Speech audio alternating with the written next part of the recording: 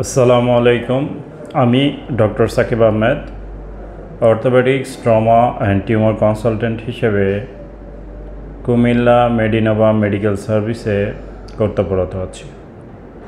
আজকে আমি আপনাদের আমার এক বৃদ্ধ মায়ের হাত ভাঙার গল্প শোনাবো এবং কিভাবে তার ফ্র্যাকচারটা রিডাকশন করি এবং কিভাবে তার কবজি জয়েন্টে প্লাস্টার করি সেটি দেখাবো। আমার এই রুগীটি পিছলায় পড়ে যেয়ে হাতে ব্যথা পায় এবং ফুলে যায়। তো কবজি জয়েন্টে ফুলে যাওয়ার পরে আমার কাছে আসে, আমি এক্স রে করি। এক্স রেতে দেখা যায় তার ডিস্টাল রেডিয়াস ফ্র্যাকচার হয়েছে, যেটা মেডিকেলের ভাষায় আমরা কুলিস ফ্র্যাকচার বলে থাকি।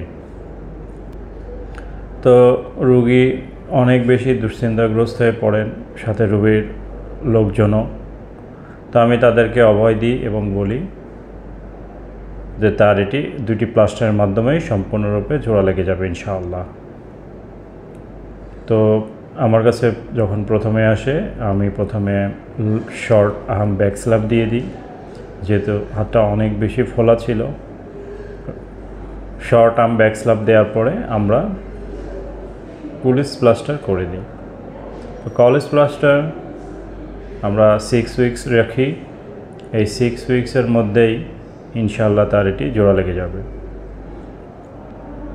তো কুলিস ফ্র্যাকচার প্লাস্টার করার ক্ষেত্রে আমাকে আগে রিডাকশন করতে হয়, কেননা কুলিস ফ্র্যাকচারে যে ডরসাল অ্যাঙ্গুলেশন থাকে সেটি কারেকশন করতে হয়। যদি কারেকশন না করা যায় সেক্ষেত্রে ডিনার ফর ডিফর্মিটি তৈরি হয়। এই জন্য কুলিস ফ্র্যাকচার রিডাকশনটা অতীব জরুরি। তো চলুন কুলিস ফ্র্যাকচার কীভাবে রিডাকশন করি দেখে আসি।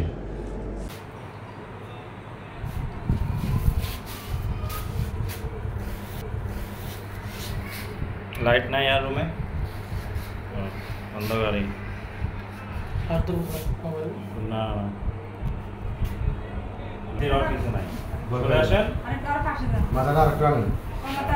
চলো চলো, হাত এত শক্ত করে রাখছেন কেন? নরম রাখেন, নরম একদম নরম। দেব না ওই পানি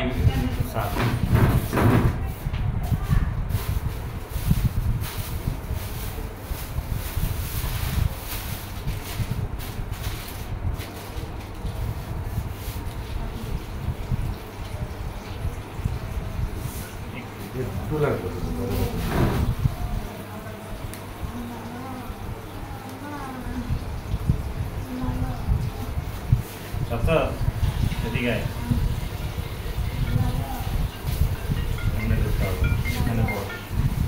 বুঝছো, আমার পিছনে আয়,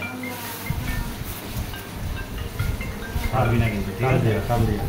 জাস্ট হোল্ড করে রাখ, কিছু করতে হবে না। কার ফোন বাজে?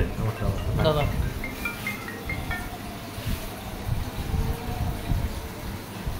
একটু ব্যথা লাগবো মা, এরপরে ঠিক হয়ে যাবে। শেষ শেষ শেষ।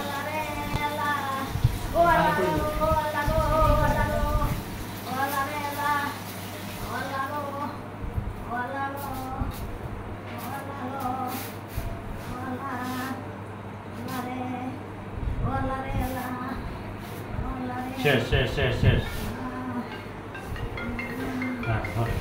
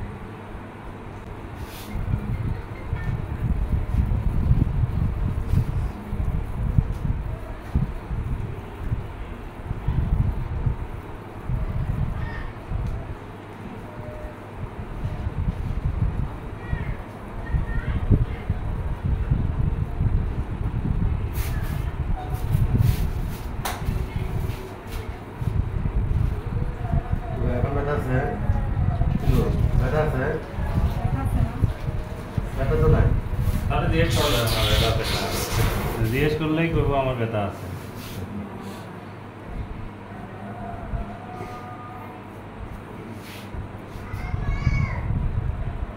টান দিয়ে ধরে রাখছেন না, একটু তো টান দিতে লাগবে।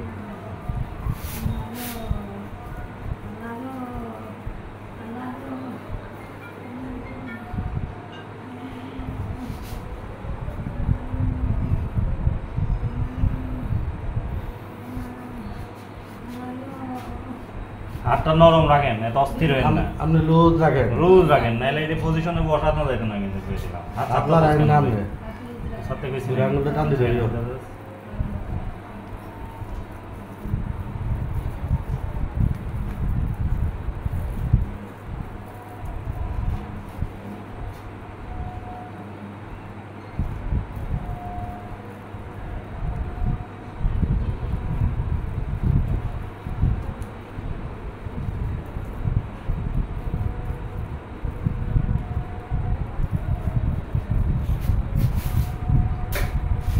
সারি দেন, নিচে রাখেন আপনার।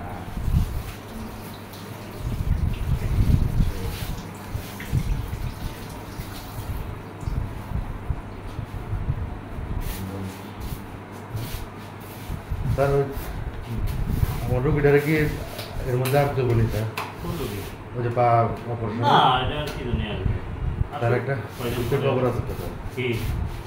রুগীর ওয়াইফ যে দেখছিলেন না স্যার, হ্যাঁ হ্যাঁ, উনি তো মারা গেছেন গত ওই যে রবিবার সকালে মারা গেছেন হঠাৎ করে হার্ট অ্যাটাক, বৃহস্পতিবার বিকেলে। সাথে সাথে সিডিপিতে নিয়ে গেছি, সিসিউতে থাকছে। রুগী ভালো ছিল, পরে ওয়ার্ডে দিছে স্যার। ওয়ার্ডে 2 দিন ভালো ছিল, তারপর মারা গেছে। স্বপ্ননিকের গুণ দেখি হাত মুখ করেন, সোজা করেন। হ্যাঁ, সারাক্ষণ এইভাবে নাড়াইতে বলবে না, ঠিক আছে? দাদা নমস্কার। আর শোয়ার সময় এখানে একটা বালিশ দিবেন, বালিশের উপরে এগুলো মুছে দেন। হ্যাঁ দাদা।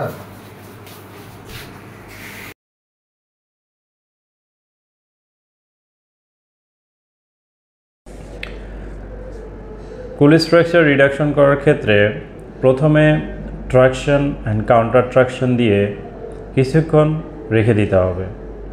রেখে দেওয়ার পরে হাতটাকে ফ্লেকশন করতে হবে। ফ্লেকশন করার পরে এক্সটেনশন করতে হবে। এক্সটেনশন করার পরে হাতটা মিডিয়াল এবং ল্যাটারাল অ্যাঙ্গুলেশন এবং ডরসাল অ্যান্ড ভোলার অ্যাঙ্গুলেশন, এই দুইটি কারেকশন করতে হবে।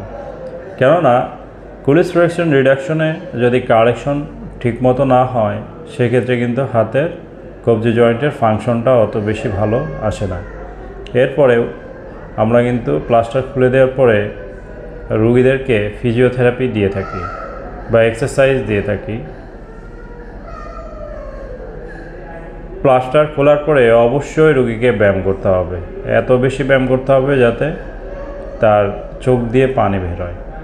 অনেক বেশি ব্যায়াম করতে হবে, তাহলে তার রিস্ট জয়েন্ট বা কবজি জয়েন্টটি সম্পূর্ণরূপে ঠিক হয়ে যাবে। তো কুলি স্ট্রাকচার রিডাকশন করার সময় এবং প্লাস্টার করার সময় আমাকে একটা জিনিস খেয়াল করতে হবে, প্লাস্টারটা যেন খুব বেশি টাইট না হয়ে যায়।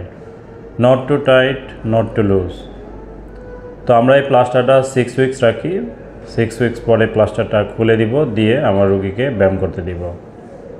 তো যদি সে ঠিকমতো ব্যায়াম করে, তাহলে তার রিস্ট জয়েন্টের ফাংশন অনেক বেশি ভালো হবে এবং সেই হাত দিয়ে সব কিছুই করতে পারবে। কুলি ফ্র্যাকচারে সঠিকভাবে রিডাকশন করার পরেও, প্লাস্টার করার পরেও, জোড়া লাগার পরেও দেখা যায় যে ক্রনিক রিজিওনাল পেইন সিনড্রোম হয় বা শোল্ডার হ্যান্ড সিনড্রোম হয়ে থাকে। তো রুগীরা বলে, স্যার আমার এখানে প্রচণ্ড ব্যথা করে, জ্বালাপোড়া করে। তো এইগুলা সিম্প্যাথেটিক ওভার অ্যাক্টিভিটির কারণে এরকম ব্যথা হয়ে থাকে। তো এগুলা যদি হয়ে থাকে পরবর্তী কমপ্লিকেশন, সেক্ষেত্রে আমরা তাকে কিছু মেডিসিনের মাধ্যমে এগুলা দূর করে থাকি। এছাড়া রুগীকে সবসময় বলি যেন সে যেন তার হাতটা সবসময় ব্যায়ামের মধ্যে রাখে, তাহলে এই ব্যথাগুলো কম হয়। তো বয়স্ক রোগীদের ক্ষেত্রে আসলে সবসময় একটা জিনিস খেয়াল করবেন, যে কোনো আঘাতজনিত কারণে অবশ্যই আপনি অতি দ্রুত আপনার অর্থোপেডিক সার্জনের কাছে নিয়ে যাবেন। যদি কবিরাজের কাছে নিয়ে যান সেক্ষেত্রে কিন্তু আসলে পরবর্তীতে এটি অপারেশন পর্যন্ত লাগতে পারে, এবং অপারেশনের পরেও কিন্তু হ্যান্ডের ফাংশন এত বেশি ভালো আসে না। তাই আমি আপনাদেরকে বলবো, যে কোনো আঘাতজনিত কারণে অবশ্যই আপনার নিকটস্থ অর্থোপেডিক সার্জনের কাছে যাবেন। তো আমার এই ভিডিওটি দেখে যদি ভালো লেগে থাকে অবশ্যই লাইক, কমেন্ট এবং শেয়ার করবেন, এবং কবজি ভাঙা বয়স্কদের কোনো যদি প্রশ্ন থাকে অবশ্যই কমেন্ট করে জানাবেন, এবং আমার চ্যানেলে যারা নতুন আছেন অবশ্যই সাবস্ক্রাইব করে নেবেন, যাতে পরবর্তী ভিডিওর নোটিফিকেশনগুলো খুব দ্রুত আপনাদের কাছে পৌঁছে যায়। তো সবাই ভালো থাকবেন, সুস্থ থাকবেন, ধন্যবাদ সবাইকে।